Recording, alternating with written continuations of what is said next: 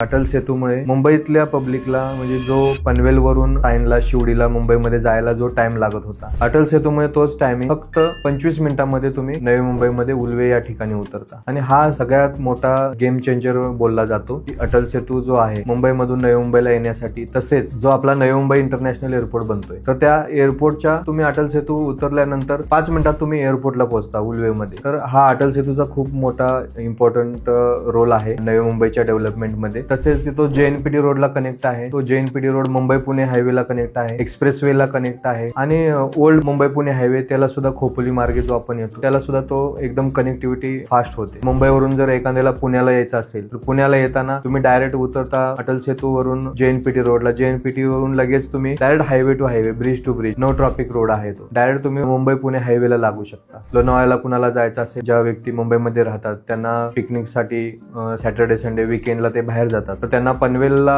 येण्याऐवजी अटल सेतूने आले की ते डायरेक्ट बायपासने गोव्याला जाऊ शकतात, लोणावळ्याला जाऊ शकतात, पुण्याला येऊ शकतात. आजकाल टाइम खूप इम्पॉर्टंट आहे, त्यामुळे तो अटल सेतू झाल्यामुळे खूप मोठा टाइम हा प्रत्येकाचा या ठिकाणी वाचत आहे.